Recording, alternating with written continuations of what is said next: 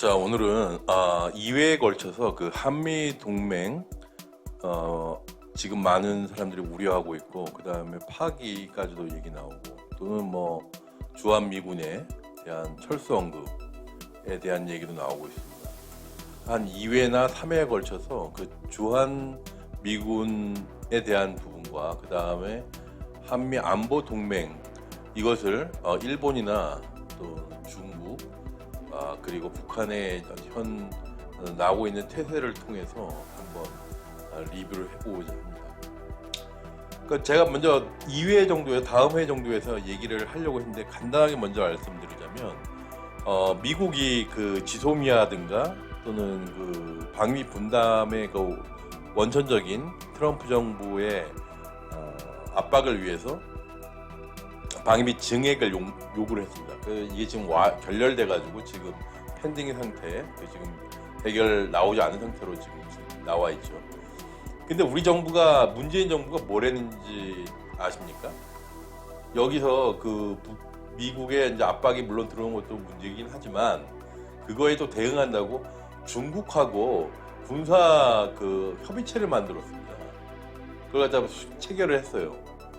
이건 뭐 지소미아하고 또 중국의 군사 한중 간 군사 동맹이 어떤 의미인지 좀 더 자세하게 리뷰해 보겠으나, 이렇게 지금 한국 정부가 그 미국의 그 북핵에 대한 총체적인 대응에 있어가지고 미국이나 일본과는 완전히 다른 각도로 지금 하고 있다는 것입니다.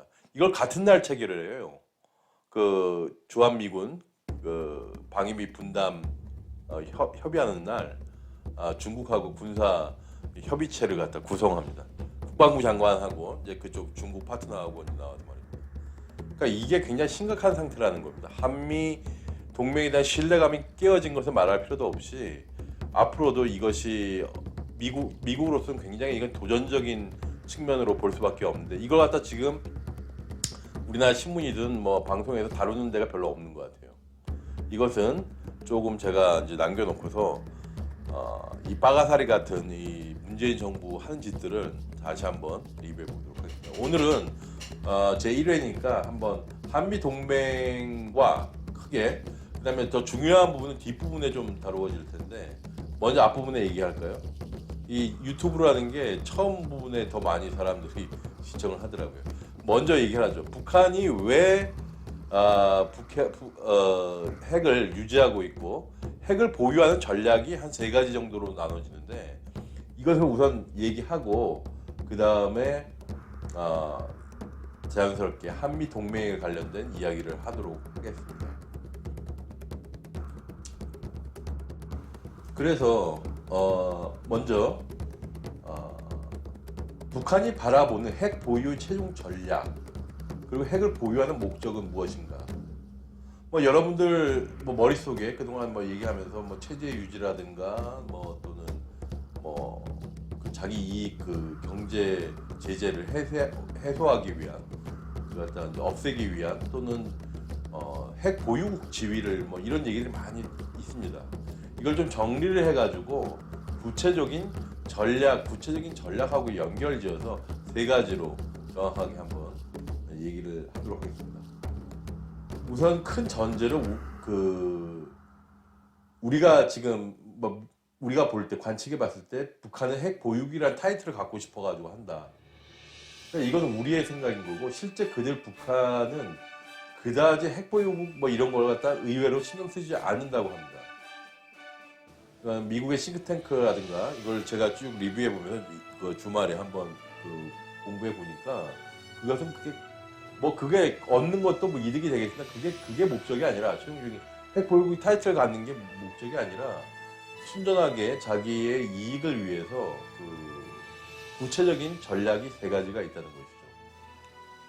그러니까 핵 보유를 하되 핵 보유국이나 핵 보유국 타이틀이라는 것은 핵 보유를 하긴 하는데 핵 보유국이나 국제 커뮤니티에서 그걸 인정받고 뭐 그에 상응하는 기본적 대우 수준이나 그런 것의 상승 효과라든가 이런 것보다는 오히려 자기만 생각하는 거죠. 핵 보유를 함으로 해가지고 국제 간섭에서 벗어난 상태로 존재하는 것, 이것이 구체적인 기본적인 핵 보유의 목적, 이유가 된다고 이렇게 지적하고 있습니다. 그래서 그들의 목적을 달성하는 데 있어가지고 이 핵은 그 중요한 요인으로서 건재하고 작동하면 된다고 보는 것입니다. 그 데니얼 월츠라는 북한 전문가가 있는데 세 가지 정도로 핵 보유를 전략을 말하고 있습니다. 그러니까 아이졸레이티드 스테이트, 이건 뭐냐면은 정권 유지에, 북한 정권 유지의 보장을 받기 위한 도구로서 핵을 본다는 것입니다. 이건 많이 들어봤죠. 이건 보다 이렇게 공세적이라기보다는 방어적인 개념입니다. 그러니까 북한은 지금 현재 상태에서 한반도 북쪽에 위치하면서 뒤로는 중국과 러시아가 있고, 그 다음에 한국, 그 다음에 미국, 일본과 이게 자기들이 볼 때 적에게 둘러싸여 있으면서도 확실하게 명백하게 적인지 파트너인지도 아닌 중국과도 접해 있다는 것입니다. 그러니까 군사 대치적으로는 미국, 한국, 일본과 대치를 하고 있고, 또한 애매한 적이든 명백한 적이든 간에 지금 현재 중국은 많은 부분을 북한은 중국에게 의지하고 있죠. 그 형세적인 측면에서 이런 모든 것들이 중국, 미국, 한국, 일본 이런 것이 정권 교체든 체제 유지에 대해서 적이든 의지하는 관계 중국이든 뭔가 위험 요소가 있기 때문에 스스로 자주적 국가로서 남기 위해서 가장 중요한 수단이 핵이라는 것입니다. 이 말을 듣고서 아직 모르시는 분들은 중국이 무슨 이렇게 생각할 수 있는데, 중국도 때에 따라서는 자꾸 이렇게 할 때는 직접적으로 김정은 참수를 실행하고 친중공 국가로 만든 다음에 이 문제를 완전하게 해결하는, 그러니까 아주 그냥 급작스럽게 쿠데타를 갖다 조장한다든가 아니면 직접적으로 가서 김정목만 제거하고서 바로 그냥 북한을 중국에 복속하는, 내지는 그냥 이 적성 국가, 그러니까 위험 요소를 갖고 있는 국가에서 해제시키는 것도 중국의 하나의 전략일 수 있다는 것은 몇 년 전부터 많이 다루어진 사실입니다.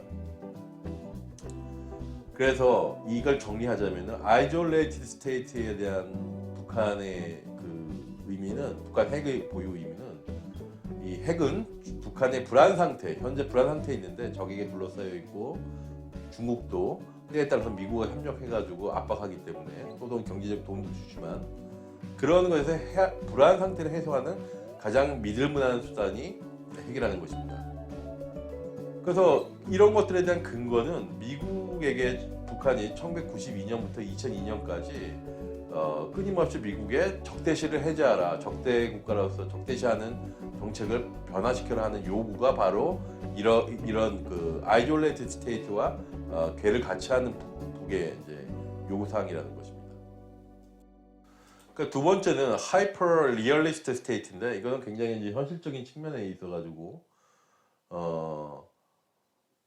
북한이 중국이나 핵이 없다면은 중국이나 러시아 등의 파트너십에 그들의 동맹 관계에 의해서 유지되는데, 이제부터는 핵을 통해서 자신들이 북한 주체 사상을 유지하는, 정체성을 유지하기 위한 수단으로 본다는 겁니다. 일본하고 많이 비슷하긴 한데 앞으로의 의사 결정을 보다 구체적으로 북한이 추진해 나간다는 의미를 담고 있다고 하겠습니다.